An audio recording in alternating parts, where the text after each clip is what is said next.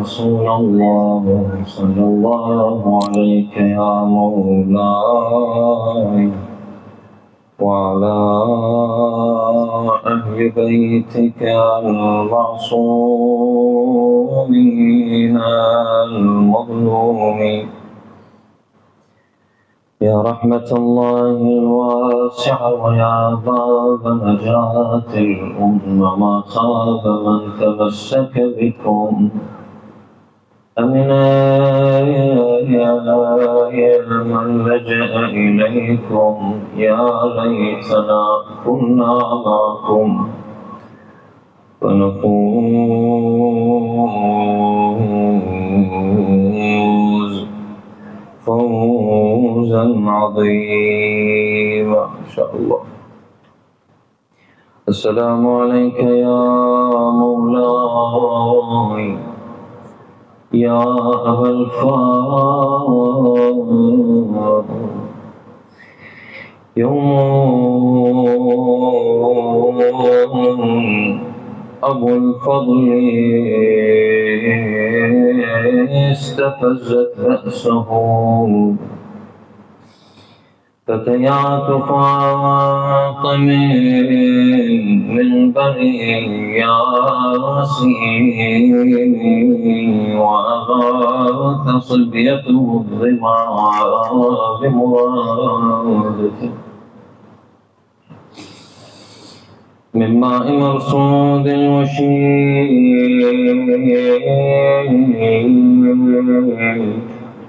معين ما ذاقه وأخوه صار ضابلا حتى إذا قطعوا عليه طريقه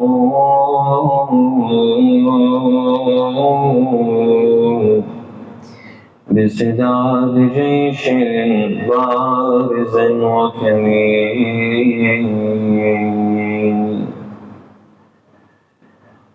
سيدي مولاي يا أبا الفاضل سمعتم أن هنالك شاعر كتب بحق أبي الفاضل كلمات بعد ذلك استعاد تأوله بها حتى قال ما كتب يوم أبو الفضل استجار به الهدايا ماذا يعني هذا البيت؟ يعني أن الأنصار والناس يوم العاشر قد استنجدوا بالحسين وأن الحسين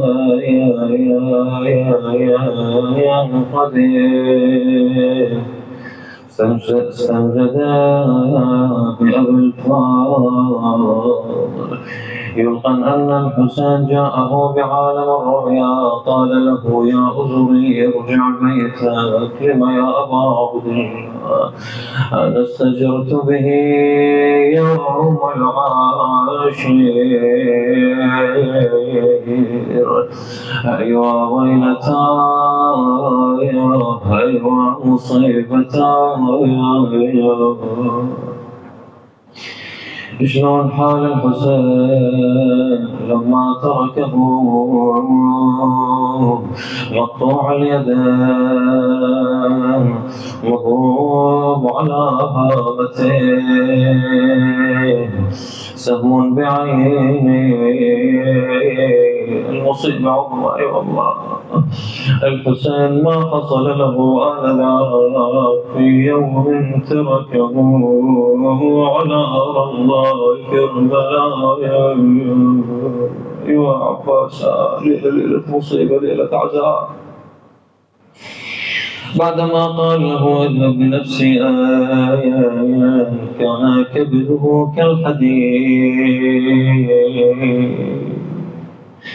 لما وصل إلى الماء أخذ غرفة منها، تذكر الحسين وعطش بنات رسول الله. نادى يا نفس من بعد الحسين هوني وبعده لا كنت تكوني. هذا حسين والد المنون وتشربين بارد المعين. القصة والمصيبة عظيمة. حينما قاتلهم فقطعوا يده اليمنى. هذا والله إن قطعتم يميني إني أحامي أبدا عن ديني وعن إمام صادق اليقين. قد قطعوا يده اليمنى ثم تخبى الطفيل عليه لعائن الله له من وراء جذع نخلة فقطع يده اليسرى. عمود من حديد قبله سهم بعينه فأطفئت عينه ثم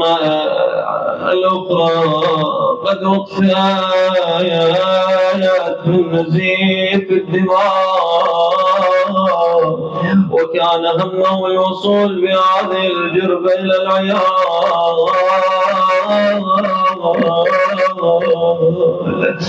فجاءه ذلك اللعين بذلك العمود من حديد فضربه على قامته. بهذا الحال بعد مرور 37 عام صاح أخي حسين أدركني. جاءه كليت الغضباء تعلم من الخيم للعلق وحسين يصيح بصوت يا عبيد وقعد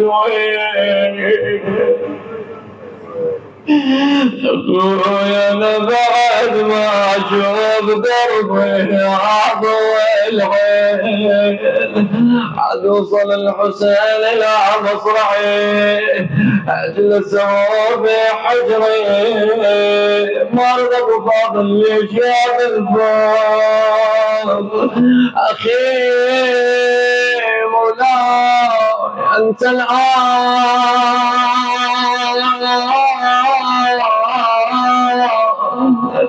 تضارسي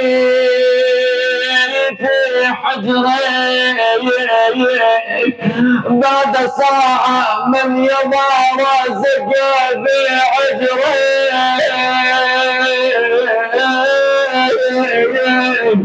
أخي حسين وصصي أين بقنا يزين من تردي الأرض المدي أين من تردي. ولأمي سهل تجعلني صار تحكي قولي ابنك وقع الراس نصفك. أيوة عباس أيوة سيدة بعد ما كلمه الحسين أيوة سيدة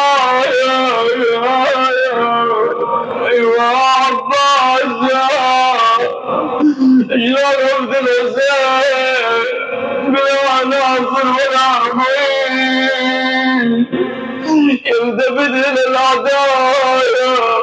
فرحين بعد العيلك يا ظهر المبارك. شلون كذلك يا أبا عبد الله هنا قد فارقت روح أبو الفضل الدنيا. قضيت على جاسر تلتل وصعب صعب الكسرت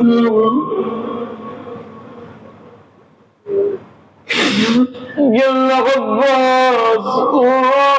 ازدهر رجال وقضيك القلب الكسار ضعي يطول يا وبعد دمع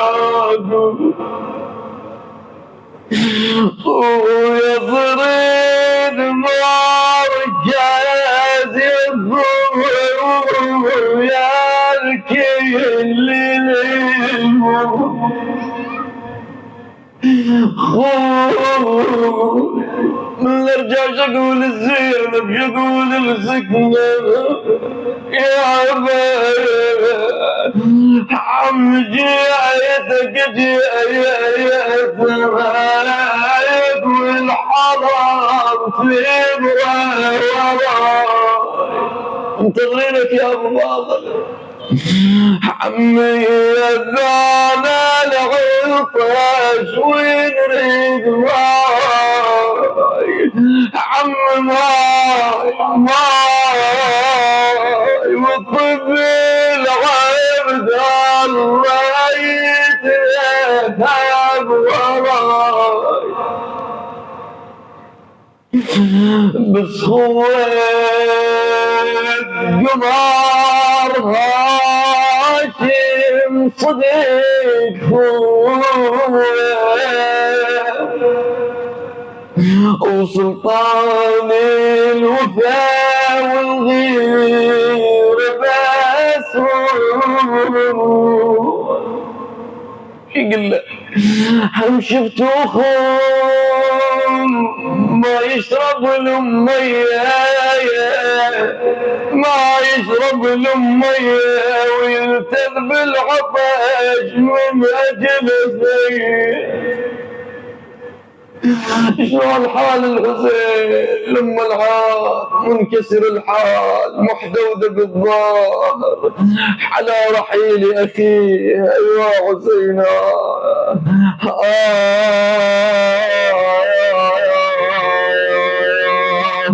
بعد يصير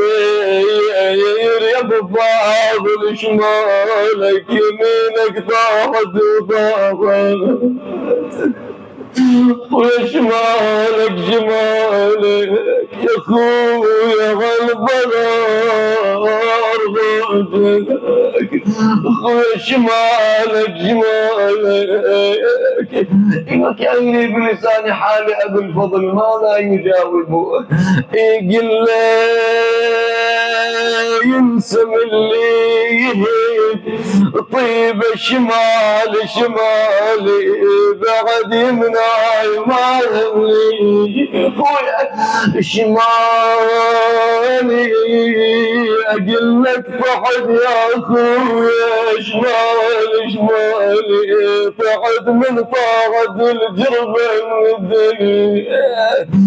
انا بعد اخر شي يقول له اقول لك يمن بيك انقطع والماء ما بقطعة الجبين والماء طحت لما فقدت الجود والماء وذكرت عيون رضغانك علي عاد الحسين عاد الى الخيام تلقيت زينب شلون حالك يا ابا عبد الله قالت لاخويا وحداك يا من محد غراب مغنى ويا وحداك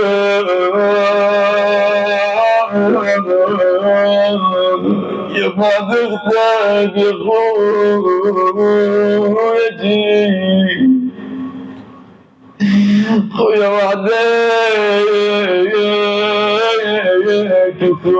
كيف ياك ترعب دمي ما جاوب الحسين جت سكنه ما جاوب جت زينب ما جاوب وين راح الى الخيمه فاسقط عمود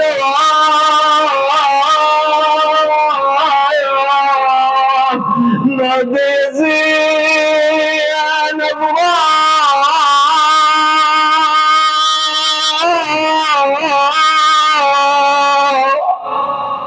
خونه وعلجان بريحة ظن وكان لي بلسان حاجة توجهت نحو المزرعة قالت له يا ابو فاضل واليتامى كلها تسال يا ابو فاضل عم الشوام لا تعطل يا ابو فاضل انا خيتك زينب تحيم شلون تقبل يا ابو فاضل تدري بفضل المذلل يا ابو فاضل على الماي قد توسل يا ابو فاضل خويا جيك شلون اندل جاوب ابو فاضل قال له لا تجيني زينبي كتلتوني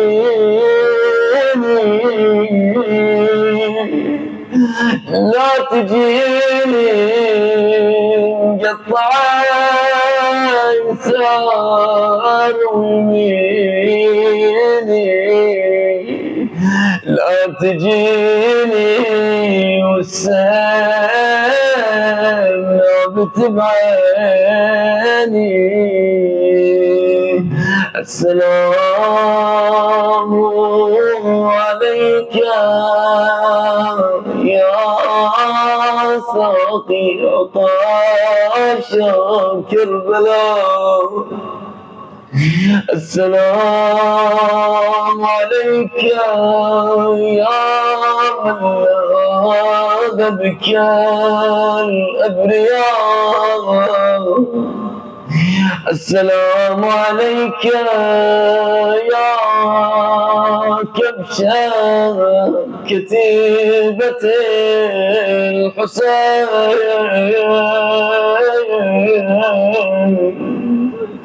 السلام عليك يا من طال عنك المولى اذهب بنفسي